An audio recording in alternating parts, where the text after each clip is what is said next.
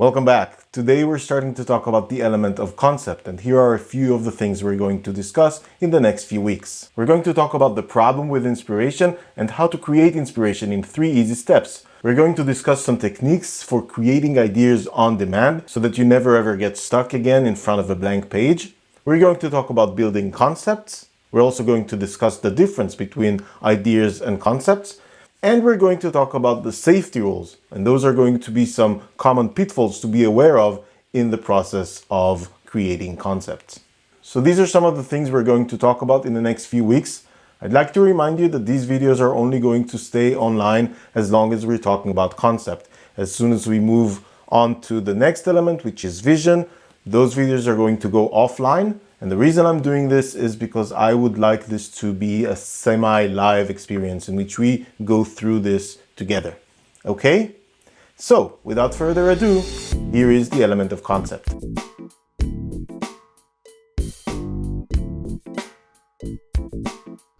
I used to teach animation in one of the art schools in Israel. One of the exercises I gave there was the springboard exercise, for which the students were asked to animate a pool jump, but get creative about it and give it their own little twist. The first assignment in that little project was obviously to come up with the idea. If you want to try it, pause the video now and try to come up with a few pool jump ideas. Here's the thing. Invariably, there would be around 3 particular ideas that kept coming back in different variations. Usually more than half the class would come up with at least one of these variations. First one is that the character slides and falls awkwardly. The second one is that he's afraid of the water for some reason. And the third one is that the springboard is really, really high. So if you came up with something different, I think you should give yourself a smiley. And if not, don't feel bad, because remember that this is a really, really good school. I didn't mention it, but it was a really good school and it was pretty hard to get in. And you really had to prove that you were a creative person. So how can it be when possibilities are pretty much endless with this pool jump? And you have to believe me that they are endless. So how come so many talented, creative people come up with these 3 repeating ideas? To answer this question, let's think about how you come up with an idea. Not you specifically. How do people come up with an idea? I mean, what kind of technique do you use? A lot of people don't even understand the question. The only technique they know about, if you can call it a technique, is to think really hard until they get something, until something just pops up. So they don't really actually do anything. They just kind of wait for something to happen. And that's because people buy into that myth called inspiration. This magical thing that you can't control or understand, which creates ideas out of nothing at all. Some people have it, some people don't. Sometimes it goes away with no reason, and then it comes back also with no reason. I want to show you how that inspiration thing works and why you can't count on it for your creative success. So imagine your brain as a huge storage room full of stuff. Imagine that random things get put in there all the time. Everything you see, smell, hear, think about, imagine, dream, or learn, everything goes into that mental storage room. Imagine also that this mental storage room is a dynamic place, where these random pieces of information constantly move around, shift around, bump into each other, react to each other in different ways. They can even merge together to create something completely new. So for example, let's say you watch some boring show on TV, something about fishing, say. And it's kind of boring and your mind starts wandering, right? And you kind of slide into recalling that 2 days fishing trip you had some years ago and how you even thought you saw a bear. Okay? So now you're going to go through life with that fishing trip experience kind of hovering on the edge of your consciousness. Some hours later, you might find yourself humming, for example, the bare necessities. Look for the bare necessities. Because there's a bear kind of hovering somewhere in your brain, right? You know how you sometimes find yourself just humming an old tune out of nowhere and you're kind of wondering vaguely what made that particular song suddenly pop up into your head? Well, this is usually how it happens. So let's say you have this thing on your mind and you're humming the song and all of a sudden out of nowhere, bam! The whole bear experience somehow connects with a random conversation you had with a friend 10 minutes ago, and then something else from yet another chain of associations, and that triggers some more associations, and in a split second, seemingly out of nowhere, an idea just explodes into your head. And that's just a thing that happens. That's an accident between random things that float freely in your head in that mental storage room, right? This is what people think about when they talk about that mythical and unexpected inspiration. So in that sense, this kind of random inspiration isn't any more magical than, for example, finding some money on the pavement every once in a while. It's just a thing that happens because sometimes it just happens, and when it does, it feels great. Even though most of the time it's just a worthless penny or something, right? But sometimes it might be something more substantial that you can actually do something with. And people aren't always aware of that whole thing that I've described. To many of us, the idea really just appeared. And we get used to thinking that ideas are supposed to just appear like that, and that's the only way of getting them.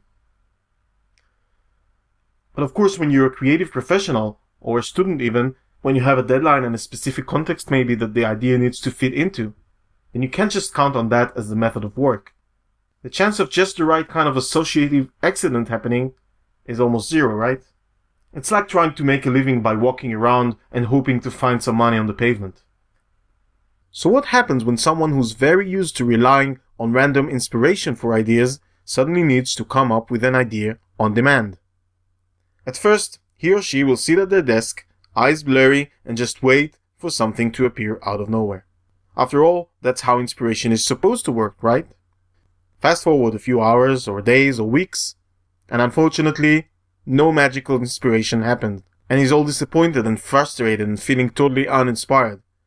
But deadline is drawing near, and now things are becoming desperate, and he's trying to force his brain to come up with something, anything. Good guy brain responds to that. What does it do? It brings up some old stuff from the mental storage room. Something the creative saw somewhere before, maybe multiple times. And then the brain goes, aha, this is good because I recognize it as good because I've seen it somewhere. And this, my friend, is how you do cliches.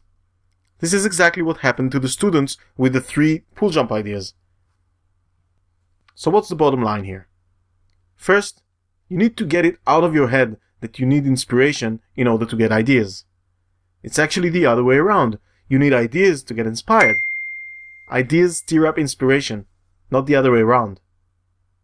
What you need is a process, a method of work that will help you create great ideas quickly when you need them, rather than just wait for them to happen. You see, every creative work is a structure of concepts. It's not just about the big concept, which is the seed of an entire project. Concepts are the building bricks of your creative work. When you make a computer game, for example, it's not just about the game concept. In a good game, every level, every UI element, every prop, and every monster is built around a strong concept.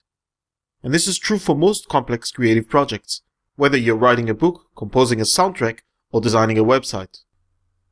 So you need a process that you can rely on, something your dreamer can use again and again and again on different sections and levels of the work. In the next lesson, I'll introduce you to a logical 3-step process that does exactly that.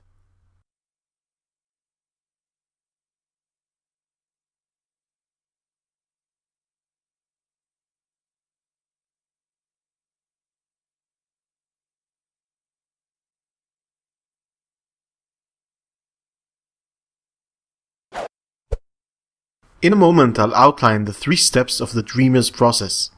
But first, I'd like to make a helpful terminology distinction between an idea and a concept. An idea is pretty much any scrap of thought you come up with as you think creatively about a problem or a topic. For example, if I ask you to write a story about a shepherd, maybe your first thought is something like, well, he has a flute, the shepherd.